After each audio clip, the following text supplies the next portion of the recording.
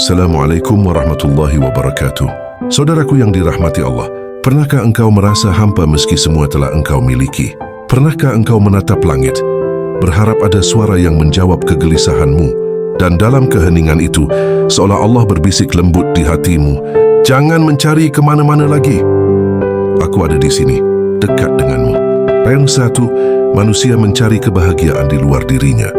Kebanyakan manusia berlari mengejar sesuatu yang fana, harta, cinta manusia, pujian, atau kedudukan. Namun semakin ia berlari, semakin jauh ia dari kedamaian yang sejati.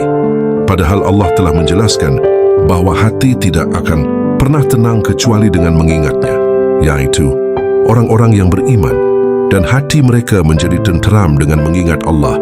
Ingatlah, hanya dengan mengingat Allah lah hati menjadi tenteram. QS Arad 28. Ayat ini adalah kunci seluruh perjalanan spiritual manusia. Ketenangan bukan datang dari dunia luar, melainkan dari hati yang hidup bersama Allah. Jika engkau mencari kebahagiaan tanpa Allah, engkau akan letih.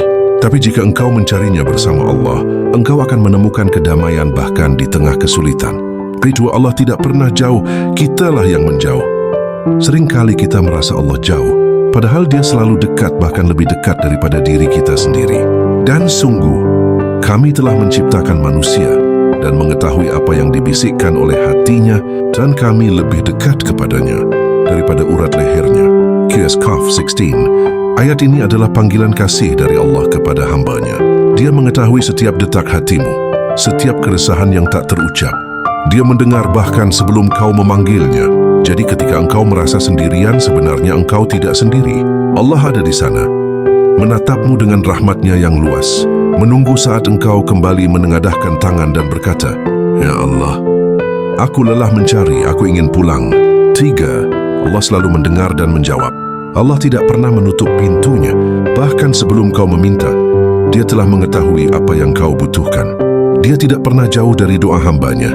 Dan apabila hamba-hambaku bertanya kepadamu tentang aku, maka sesungguhnya aku dekat.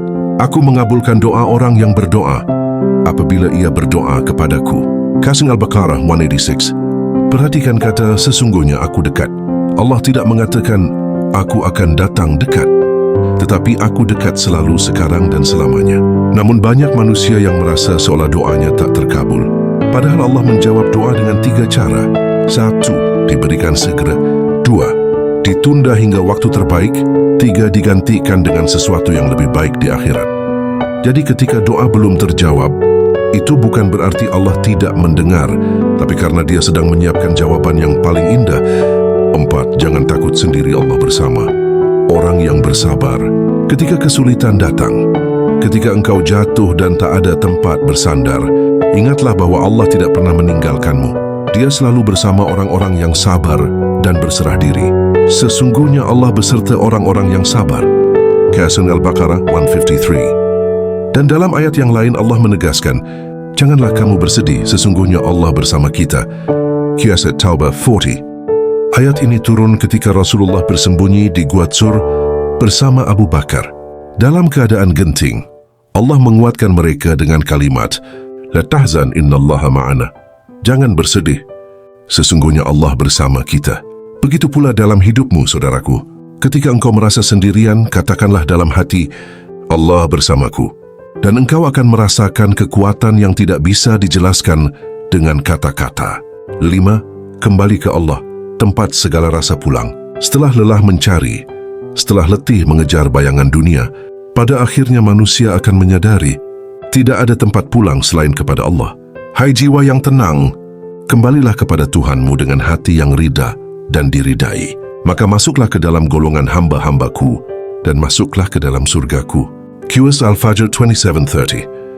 Ayat ini bukan hanya tentang kematian, tetapi juga tentang setiap momen ketika hati menemukan kembali Tuhannya. Ketika seseorang berhenti mencari cinta palsu dan mulai mencari cinta sejati, cinta kepada Allah, Allah lebih dekat dari yang kau sangka. Kadang engkau tidak perlu berteriak untuk didengar, cukup berbisik dalam sujudmu, karena Allah sudah di sana, mendengar, mengetahui dan memahami. Dia mengetahui pandangan, mata yang khianat, dan apa yang disembunyikan oleh hati. Qiyas Ghafir 19. Setiap air mata yang jatuh dalam sujud, setiap rintihan yang tidak terdengar manusia, semuanya sudah sampai ke arasi sebelum kau sadar.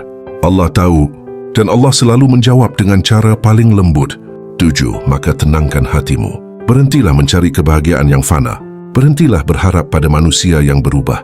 Kembalilah kepada Dia yang tidak pernah berubah, yang tidak pernah meninggalkanmu, meski engkau sering lupa kepadanya. Maka ingatlah kepadaku, niscaya aku akan ingat kepadamu. QS Al-Baqarah 152. Bayangkan, Raja segala raja mengingatmu setiap kali engkau menyebut namanya. Apakah ada kasih yang lebih besar dari itu? Penutup, suara dari langit untuk hamba yang letih. Saudaraku, jika hari ini engkau merasa lelah, jika hatimu penuh luka, jika engkau merasa tidak ada lagi yang memahami, ingatlah kata Allah dalam hatimu. Fariskan Mesmulukri ke mana-mana lagi. Aku ada di sini. Aku tidak pernah pergi darimu. Hanya engkau yang lupa menatapku. Kembalilah kepadanya dalam sujud yang tulus. Bicaralah, menangislah, dan rasakan pelukan kasih-Nya yang tak terlihat. Karena ketika dunia menjauh, Allah justru mendekat. Dan kepada Allah lah engkau kembali. QS Al-Baqarah 245. Ketenangan sejati tidak ditemukan di luar sana, tapi dalam hati.